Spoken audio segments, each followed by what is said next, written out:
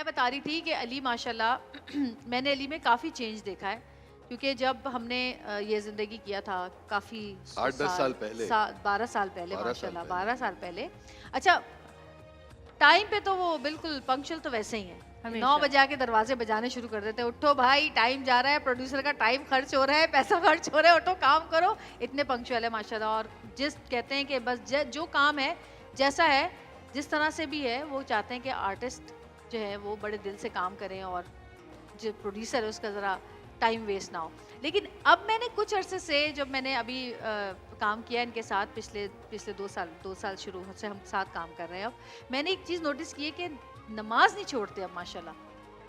तो हम ये नमाज नहीं तब्दीली कब आई है? ये नमाज तो तब्दीली मैं कभी भी नहीं छोड़ता था जवेरिया, नमाज। मैंने अब आपको बहुत पढ़ते हुए देखा है कि आप बिल्कुल नहीं छोड़ते अब नमाज। दरअसल अहले तशी है तो थोड़ी सी लिबर्टी ले लेते हैं, 5 वक्त नहीं 3 वक्त में पढ़ लेते अच्छा, हैं। वो 2 एक नमाज साथ। तो पढ़ ही लेते हैं, माशाल्लाह। मतलब घर फजर के बगैर पढ़े बगैर छोड़ता नहीं हूँ।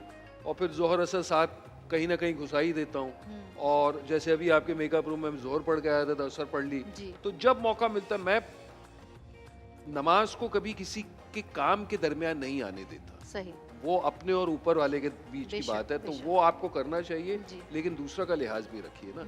ये नहीं कि सडनली आप 40 मिनट के लिए गायब हो गए, कहाँ जी नमाज पढ़ रहे हैं, पीछे से सब आपको गालियां दे रहे, कह रहे क्या। तो वो सब ऑब्वियसली आपको मद्देनजर रखना सही। पड़ता है। बट और उम्र के साथ साथ जैसे मैच्योरिटी आती है, जी। प्लस आपको एक रोल मॉडल बनना है और सही तरबियत अपने बच्चों को भी पास ऑन सही। करनी है, तो obviously you have to practise what you preach.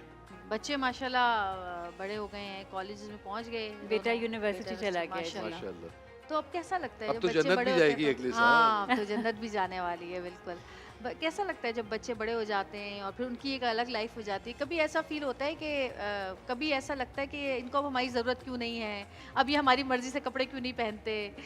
वो सब नहीं लगता। एक एक कहते हैं कि बहुत अजीब चीज़ है कि हम अपने बच्चों की को ख्याल करके उनको इतनी केयरफुली उनको पालते हैं और हम उनको तैयार करते हैं कि वो अपनी ज़िंदगी खुद जी लें।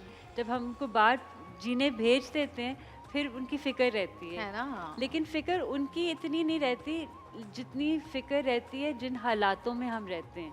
बिल्कुल। जो हालात दुनिया के हैं, जहाँ भी हैं, यहाँ हो वहाँ हो, बाहर हो यहाँ हो, फ़िक्र उस वजह से रहती है। बच्चों की तरबियत जो हमने दी है उस पे हमें हौसला है और उस पे हम नहीं घबराते।